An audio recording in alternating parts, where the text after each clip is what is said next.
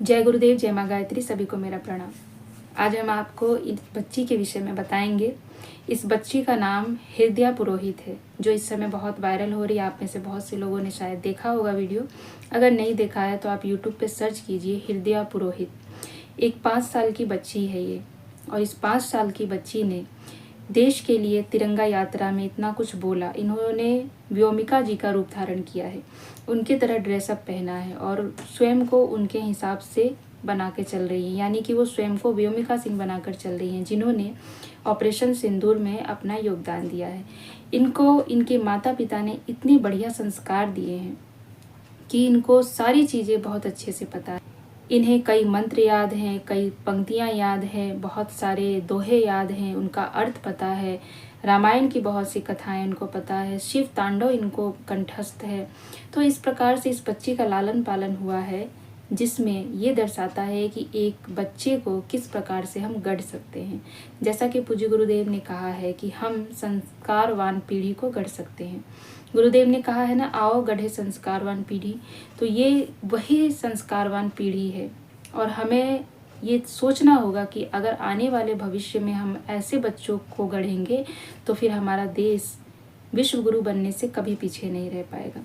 लेकिन आज क्या हो रहा है कि आज हम सभी अपने बच्चों को जो शिक्षाएं दे रहे हैं, आज हम अपने बच्चों को जिस मार्ग पर ले जा रहे हैं, नन्हे नन्हे बच्चों को जब आप YouTube खोलेंगे तो आपको देखने से ऐसा लगता है कि बच्चों का भविष्य कहाँ जा रहा है। और इसमें पूरा का पूरा उनके माँ बाप का योगदान होता है। चाहे वो बच्चों से रील बनवाते हों, चाहे बच्चों से गंदे गानों पे डांस करवाते हों, चाहे अश्लीलता भरे वीडियो बनवाते हों, चाहे किसी भी प्रकार से उनको सोशल मीडिया में घसीट दिया है उन्होंने। ये देखिए, कोई भी माँ बाप अपने बच्चों को गलत संस्कार नहीं देता, ये बात सत्य है। लेकिन अनजाने में सही या पैसों के लालच में या जो भी कारण हो सकता है, आज के माता पिता अपने बच्चों को ऐसा बना रहे हैं जो कि इस राष्ट्र का, इस देश का भविष्य है। जो हमने गाना सुना था, नन्हा मुन्ना राही हूँ, देश का सिपाही हूँ। तो इस बात के लिए आपको अपने बच्चों को ऐसे संस्कार देना पड़ेगा कि वो कल को चल के देश के सिपाही बने, देश के लिए योगदान करें। इस छोटी सी बालिका की जब आप इंटरव्यू सुनेंगे, उसकी बातें सुनेंगे, तो आपको ऐसा लगेगा कि इसके अंदर एक देशभक्त है, इसको अध्यात्म में कितनी रुचि है, इसके अंदर आध्यात्मिक ज्ञान कितने हैं, इसको देश से कितना लगाव है, और यह कितनी संस्कारवान है। देखिए, हर माता पिता अपने बच्चे को संस्कार देते हैं, किसी को भी मेरी बात से कोई आहत नहीं होना चाहिए। पर यहाँ पर हम आपको समझाना चाह रहे हैं कि कैसे हम ऐसी पीढ़ी को बना सकते हैं। गुरुदेव ने बताया है इसके विषय में, मैं आगे उसकी चर्चा करूँगी। ये नन्ही सी बालिका से जब पूछा गया कि क्या आप मोबाइल चलाती हैं, तो इसने कहा कि नहीं, मैं मोबाइल अपने हाथ में भी नहीं लेती। क्यों नहीं लेती? क्योंकि उसके माता पिता ने उसे समझाया है कि मोबाइल उसके लिए नहीं है, मोबाइल बड़ों के लिए है। तो इसलिए वो मोबाइल ना देखती है, ना मोबाइल पे कार्टून देखती है, ना मोबाइल पे रील्स देखती है, ना मोबाइल पे रील्स बनाती है। उसका काम है बुक्स पढ़ना। उसको भारत के विषय में पता है, उसको भारत के महान व्यक्तियों के विषय में उसके माता पिता ने बताया है, उसको भारत के महापुरुषों के विषय में उसके माता पिता ने समझाया है, उनके शौर्य के विषय में उन्हें बताया है। उनसे बताया गया है कि आप को कैसा बनना चाहिए, हमारे देश में कैसे कैसे लोग हैं, हमारे भारत में कैसे कैसे लोग हैं, कैसे कैसे लोग थे, इन सब चीज़ का ज्ञान उसे है। शिवाजी के बारे में उसे ज्ञान है, महाराणा प्रताप के बारे में ज्ञान है, उन्हें संभाजी महाराज के बारे में ज्ञान है, उन्हें अहल्याबाई के बारे में ज्ञान है।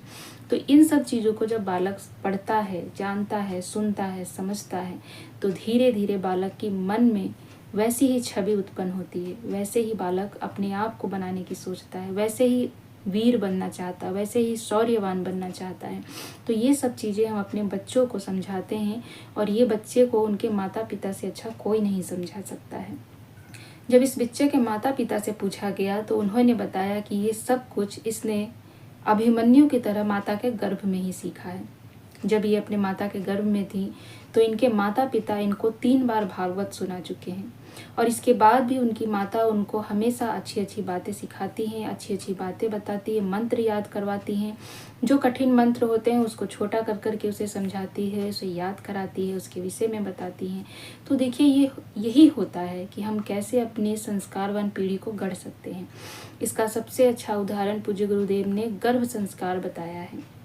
क्योंकि जब बच्चा गर्भ में होता है तो उन 9 महीनों में आप बच्चे को जो कुछ समझाते हैं, जो कुछ सिखाते हैं, बच्चा उन सब चीज़ों को जीवन भर के लिए सीख जाता है।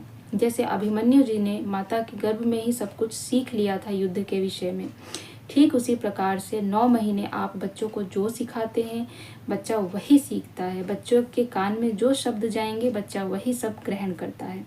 कहते हैं कि जब 9 महीने में बच्चे को आप बाहर क्या कर रहे हैं वो सारी चीज़ें पता होती हैं, यानी कि वो आपकी बाहरी बातों को सुन सकता है, आपके स्पर्श को महसूस कर सकता है, वो हंसता है, वो रोता है, वो डरता है, हर क्रियाकलाप करता है, यानी कि बच्चे में सेंस होता है, वो आपकी संवेदनाओं को ग्रहण कर सकता है।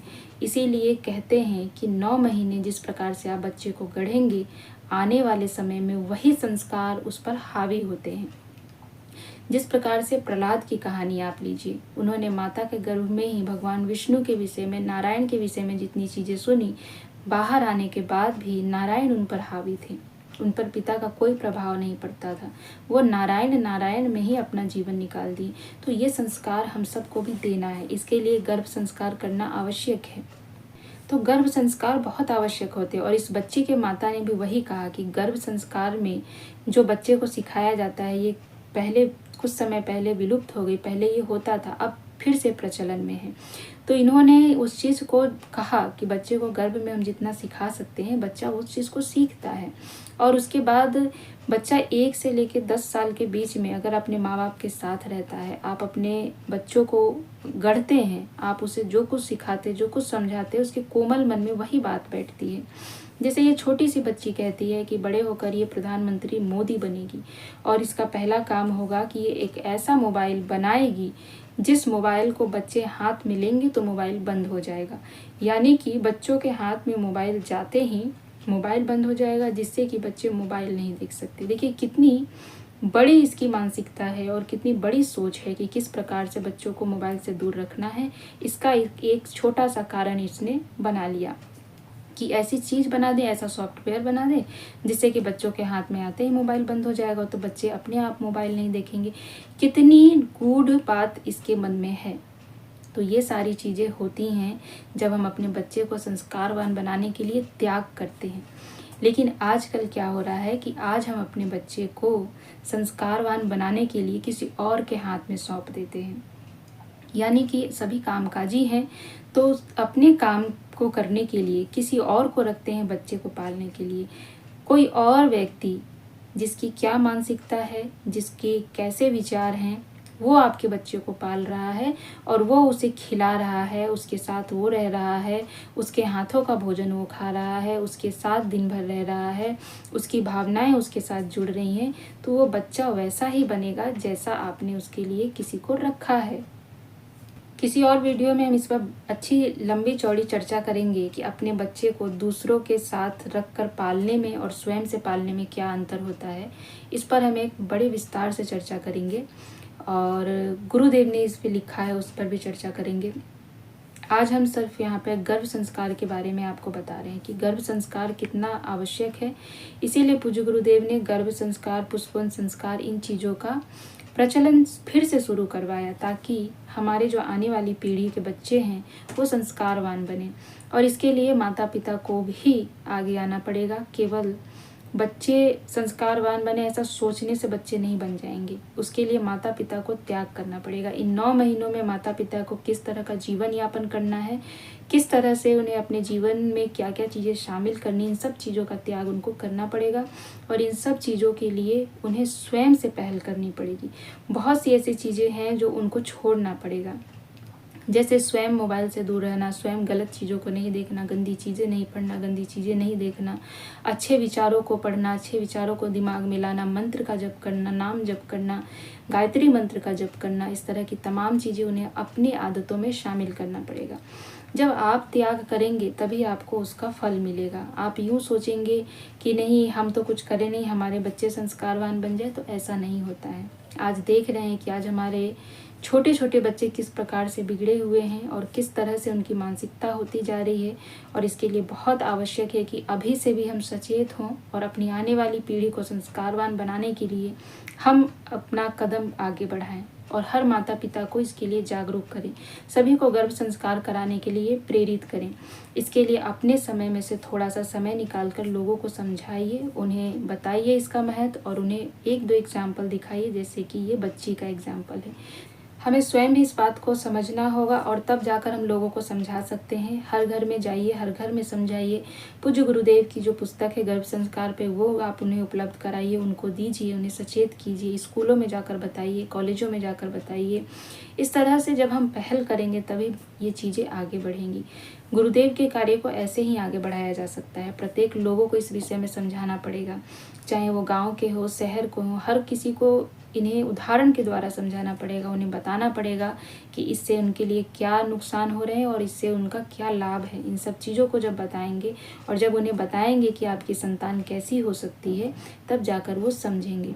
तो इन चीज़ों के लिए आगे आइए और लोगों को समझाइए और इस वीडियो को और भी लोगों तक पहुंचाइए, जिससे कि बहुत से लोग इस चीज़ को समझें और लोगों को समझाएं।